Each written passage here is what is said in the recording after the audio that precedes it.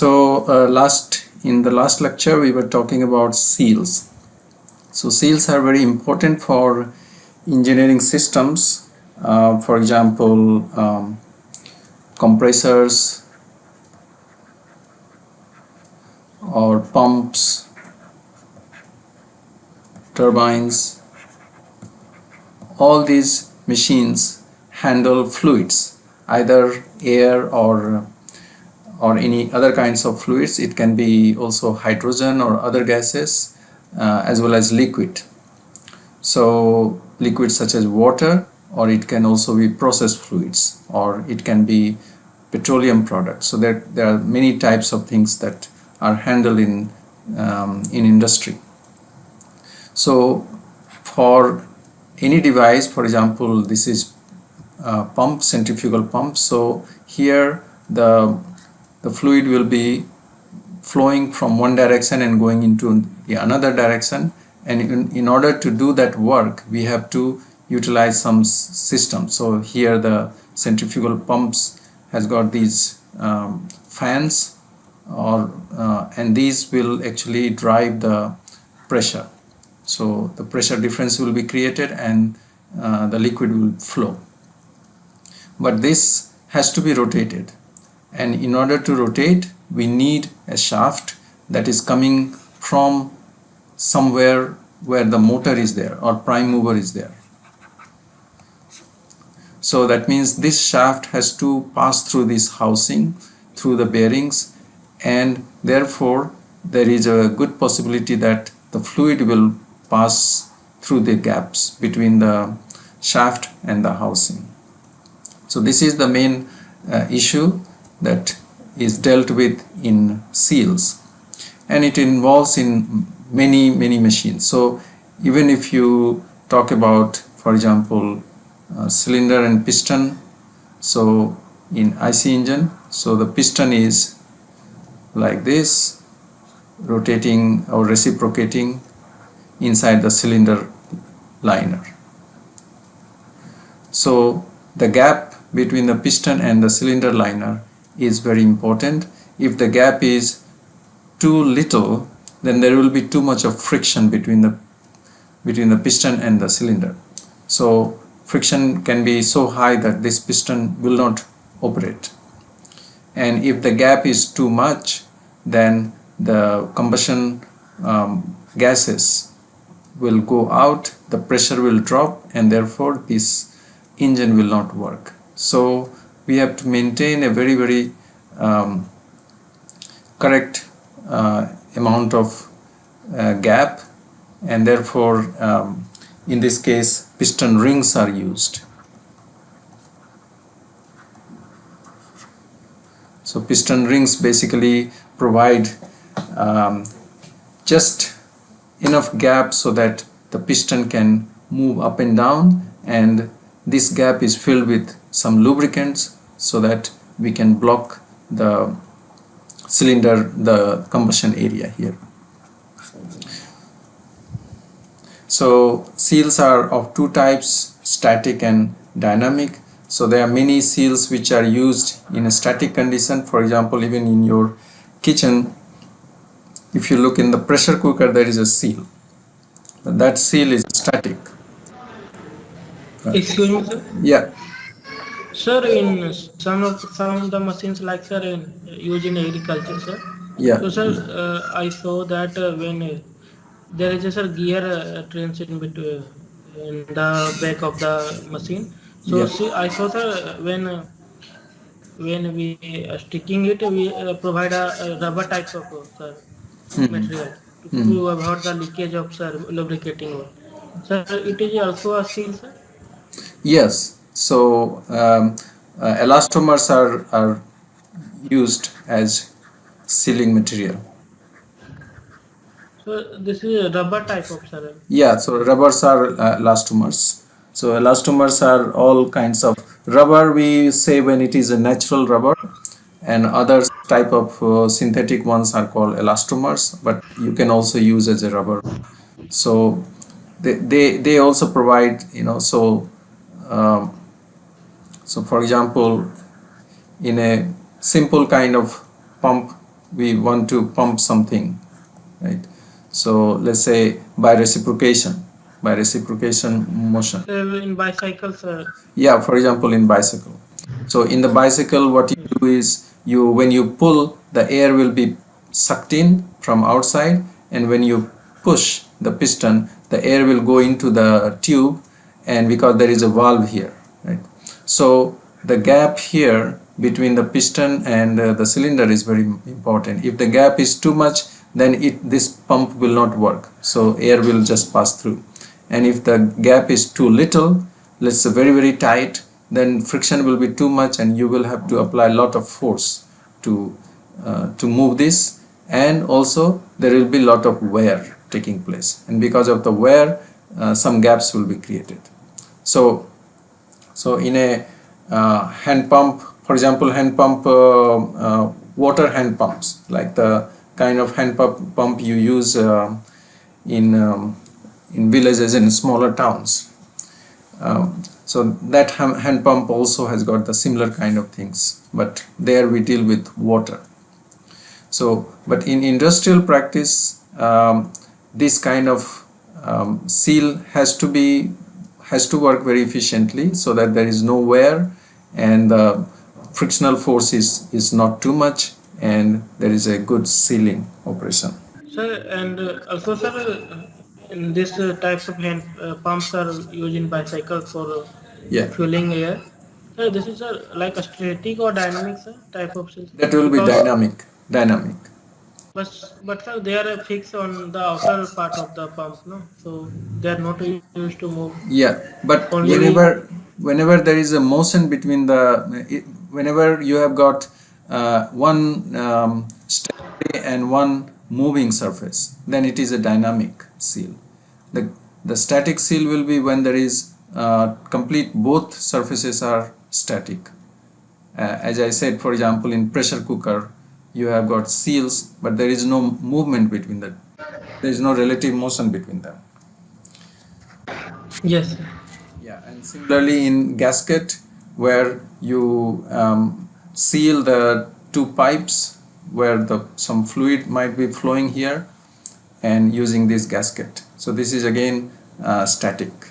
So static seals do not have so much of tribological problem unless there is some vibration and there is some wear taking place. In this case, there is no motion, but only if there is some vibration or some fretting action, then there will be some tribological issues. So generally the static seals are not of so much of concern for tribology.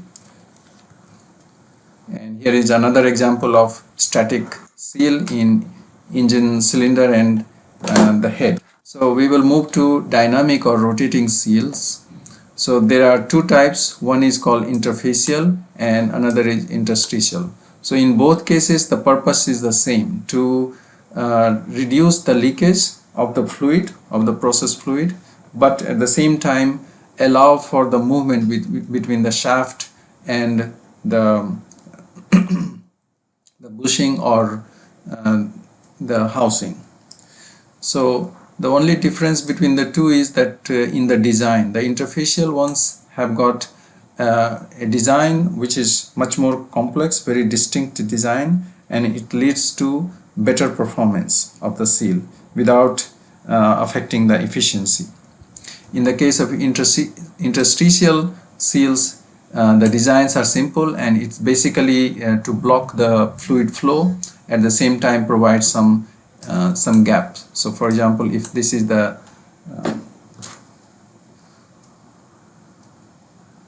if this is the shaft, and you have got something sealing here, and because of this gap is very small, so there will be high frictional viscous friction, so therefore the leakage will be reduced. And since the shaft is rotating, so there has to be some gap maintained between the two, so this gap is in the range of 1 micrometer.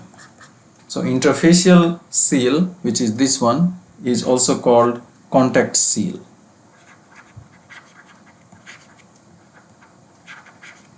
And interstitial seal is also known as clearance seal. So these are just some distinction between the two, but the purpose is basically the same. And in the interstitial seal, there are bushing seals, labyrinth seal, viscose seal, and ferro-fluidic. And in the interfacial ones, they are axial and radial, and there are different types of designs. So for example, mechanical seals and the lips seals and packing seals. So today we will talk about interstitial or clearance seals. So first one is bushing shaft seals. So in this case, the resistance to leakage depends on the bushing length. So here is the bushing that is provided as a part of the seal, and it is blocked by the ring here. Since this is a circular shaft, so this is like a ring, and this is also like a ring, but this has got some width here, and the efficiency of this seal depends on the length of this, or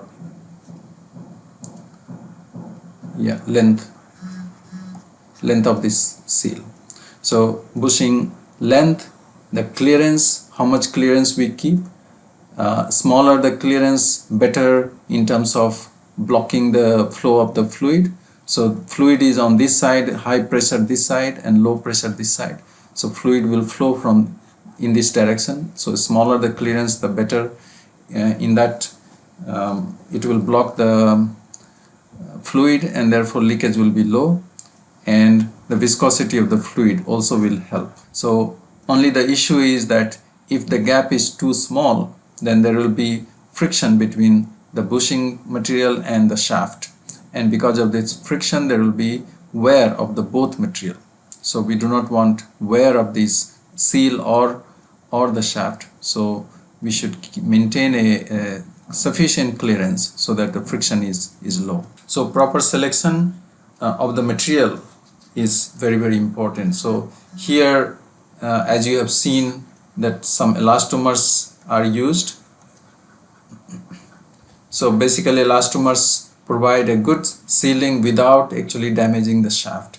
So our main purpose is to protect the shaft, because sealing material can be changed. Sealing can be changed more frequently, but shaft cannot be changed because this is much more expensive and much more complex process to change the shaft. Another important issue is thermal expansion of the shaft and the bushing. So because of thermal expansion, because there will be a lot of heating, and sometimes the process fluid also can be hot, for example in turbines. So in turbines, hot gases and steam is used. So this side will be very, very hot, and because of this heat the shaft will expand as well as the sealing material will expand, and the gap will be reduced. So temperature, the thermal expansion part is to be considered while designing. The next one, which is also bushing seals, is called floating bushing seals, because in this case the seal is actually allowed to float in the radial direction. So floating is basically means that small movement is possible depending upon the movement of the shaft. So for example, if shaft has got some movement in the radial direction, so that can be accommodated in this type of bushing. So bushing seals floats on the shaft without rotating with the shaft. So it does not rotate with the shaft, but it can move in the radial direction. Seal allowed to move radially. Clearance in floating bushing seal is smaller than in fixed bushing seals. Multiple floating bushing seals can be used instead of one. So we can have more of these kind of floating bushing seals along the length of the shaft. So this is another type of bushing seals, which is called floating bushing seals. So here is a model of how the fluid will flow through this gap. So there is a small gap of H, W is the width, and L is the length in this direction. So either we can do the analysis in this kind of slit type, or if we have a shaft. So for example, this is the shaft and the bushing, and there is a small clearance. So this is the clearance. So the fluid will flow through this clearance along the length of this seal. So in this case, some analysis are already given based on the fluid flow. The leakage mass flow rate in floating bushing seal can be calculated. So for the flow of an incompressible Newtonian fluid like water in a slit, for laminar flow, this is the equation. So depending upon the pressure difference and the fluid density, H, which is the gap, and W and L, and also the viscosity. So here you can see that the mass flow rate will decrease as we increase the viscosity. So if the fluid viscosity is high, then mass flow rate will decrease. H is the gap, slit gap, so H should be low. So fluid density, if the fluid density is high, then mass flow rate again increases. And if L dimension is increasing, then again you have got lower mass flow rate. So this is for laminar flow and this is for turbulent flow. So depending upon the type of flow, we can use these equations. For the flow of an incompressible Newtonian fluid in axial direction of two concentric cylinders. So two concentric cylinders. So this is the gap here, and in the axial direction, this is the axis. Then we can give the equation like this, where just simply W is replaced by 2 pi r, where r is the radius. The mean radius of the two. So this is the equation that can be used to calculate the mass flow rate. And for turbulent flow, this is the another equation. So for eccentric cylinders, when the cylinders are not concentric, the leakage mass flow rate is estimated as this one, where epsilon comes in, and epsilon is the eccentricity ratio, which is given as E over C. E is the distance between the centers of the journal and the bearing, and C, limiting value of E when the journal touches the bearing surface. So basically eccentricity ratio will vary from 0 to 1. So leakage flow rate increases as the eccentricity ratio changes from 0 to 1. So eccentricity ratio is 0. So the mass flow rate of the leakage is 2.5 times the case when epsilon is 0. So that means when it is eccentricity, the flow rate will increase. Okay, so that is the meaning. So the flow rate will increase when the shaft and the bearing part are eccentric to each other. And what will be the effect of temperature rise in the system? The mass. So they increase the eccentricity, so mass flow rate will increase. Yeah, so the mass flow rate will increase when the temperature rise will happen. Another type of the interstitial seals is the Labyrinth shaft seals. Employs a series of flow restrictors. So flow restrictors are basically this kind of steps formed by inserting a series of sleeves or sleeve rings around the shaft. So these are like a sleeve rings. So these are the restrictors which will restrict the flow of the fluid from one side to another.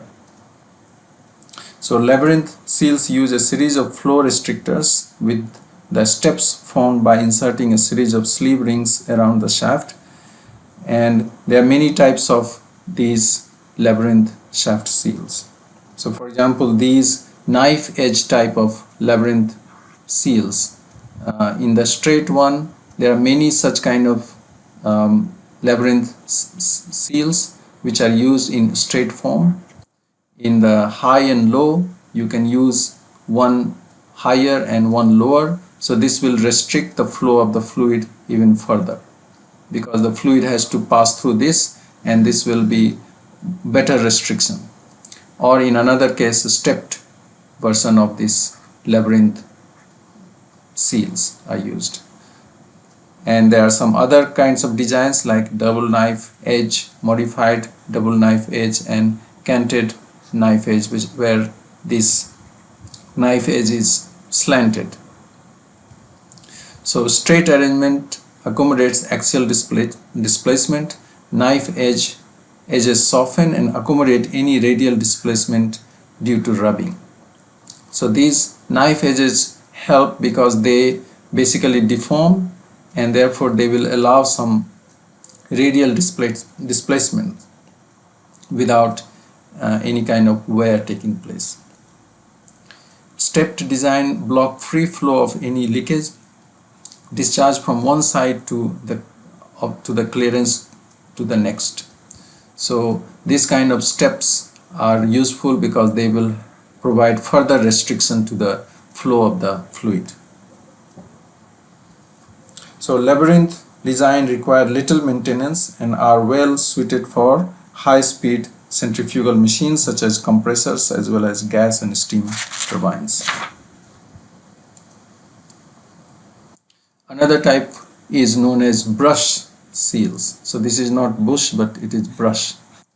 So static wire, here it should be brush. Brush containing fine bristles of wires of this dimension.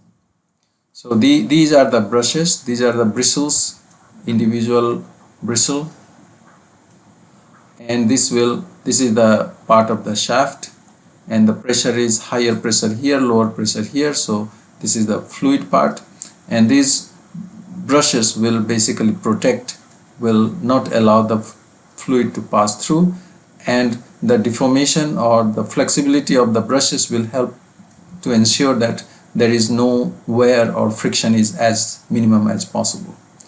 So materials, we can use carbon fiber, cobalt based, highness, superalloys, or sometimes brass. This kind of materials can be used. So this will, with this kind of brush seal, it is possible to handle hot temperature, very high temperature fluids, for example in turbines, power turbines or aircraft engines. These kind of brush seals are used. So this is one example of brush seal in gas turbine.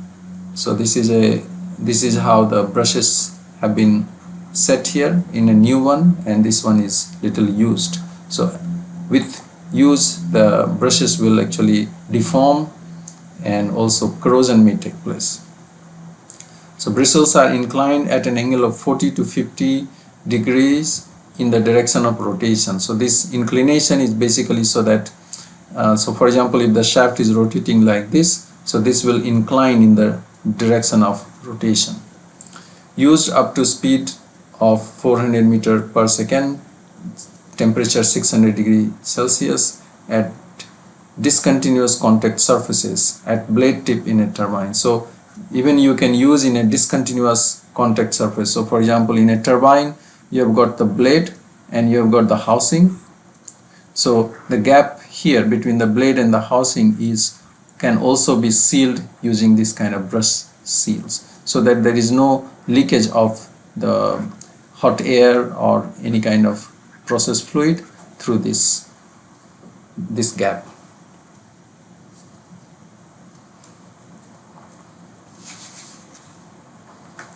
And another advantage of brush seal is that it can protect in both directions. So if the fluid flows in bidirectional, that means it moves in both directions. So these brush seals can protect the fluid leakage in both directions. Another design of this brush seal is pressure actuated. So in this case, the bristles basically will deform because of high pressure. So this deformation can be stopped by using this kind of pressure plates. So this plate will be used to pressurize this bristle, and so therefore it can work better.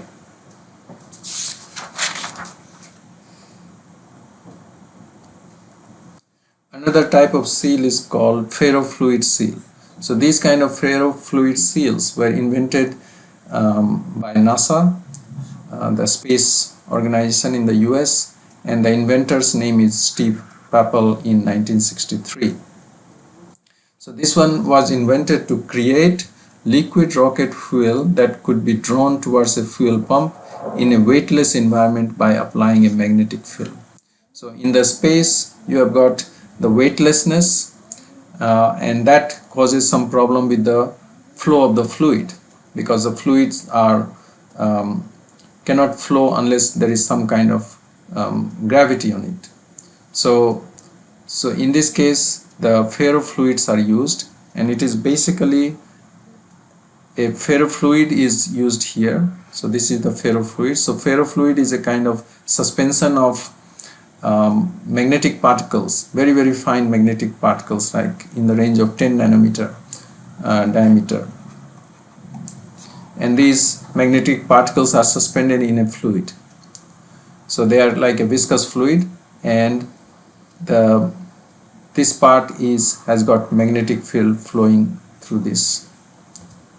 So the magnetic field will ensure that this ferrofluid remains at these points, and this will be the acting as a seal. So any process fluid from this direction to this direction cannot flow, because this ferrofluid will protect.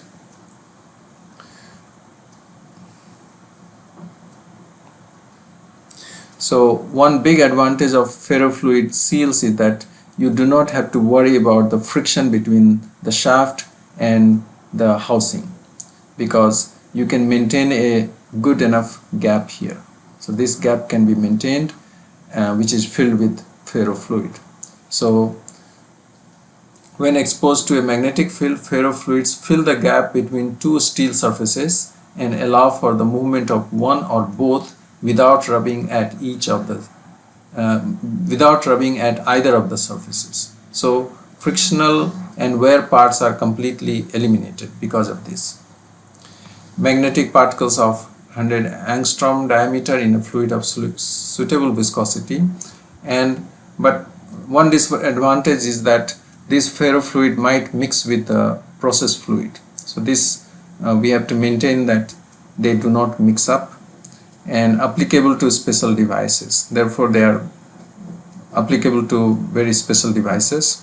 One application is the disk drives. So in magnetic disk drives also ferrofluid seals are used, and of course in the space application this is used. So this is a very specialized but very effective seals.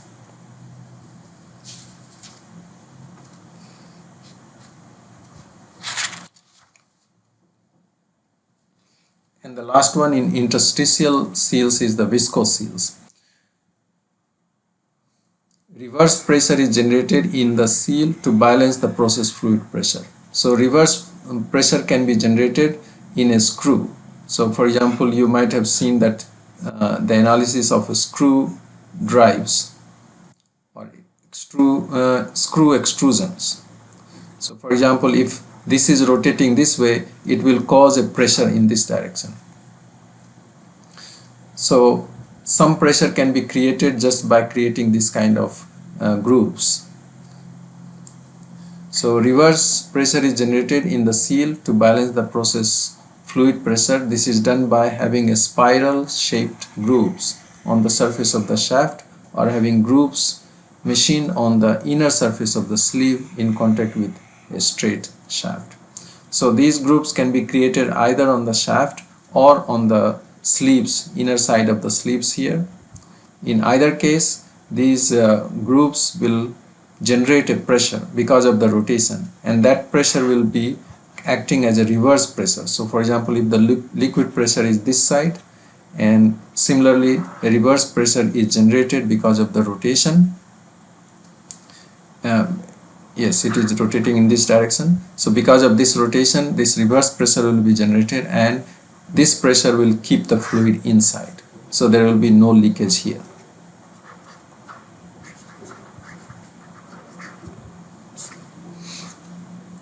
So this is another way of sealing the gap between the shaft and the housing. So this is also used in turbines and compressors.